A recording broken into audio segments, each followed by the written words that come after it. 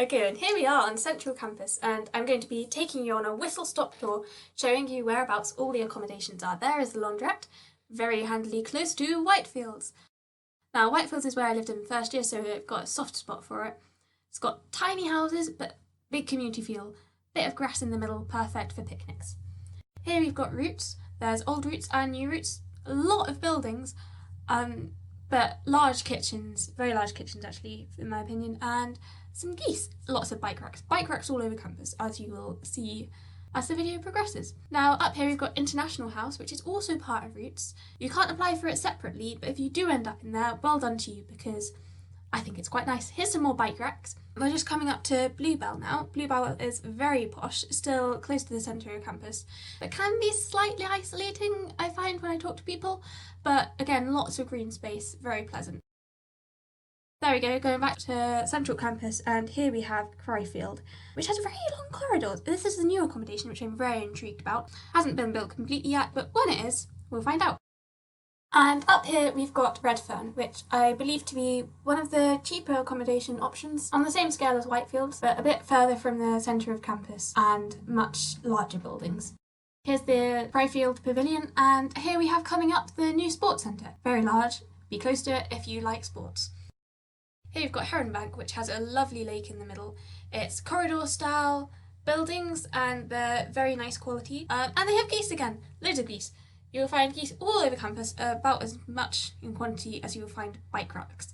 Here we have Lakeside, which is just adjacent to Heron Bank, and then over here we've got Sherborne, which I quite like for the odd feature that it's got a netball court, which just seems like a really good place to socialise. Now at this point in campus, you're actually getting quite far from places like Tesco's and the SU, so you might want to invest in a bike, or if you've already got one, remember to bring it, because they're going to be really useful at this point, especially if you've got a heavy shop and you want to bring it home and not have to go on too much. So we're just going past the WS building now.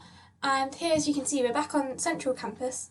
There's building works going on because they're building a new Faculty of Arts building, which is just next to where the Humanities building currently is. And this takes us on to Jack Martin and Arthur Vick. Around this area of campus, we've also got obviously the SU and the Arts Centre. Also, there's a few small buildings like the Chaplaincy and Islamic Prayer Room and the Health Centre that, if you're going to find those particularly useful, it's well worth looking at accommodation near to this area.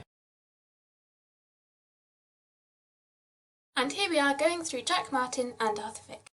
These are tucked away on the other side of the road to Whitefields and Bluebell, just behind the Oculus, and going along the side of the river that's on the just hidden at the back of campus. So they're actually very close to a lot of green space, which is nice.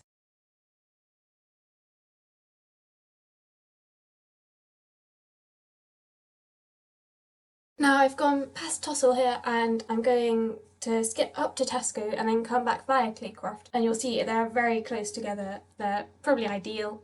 To be honest, you don't realise until you hear how useful it is to be close to Tesco. It's also very close to the maths building, so it forms a kind of triangle of usefulness if you live there. Yeah, I'd highly recommend if you're a maths student.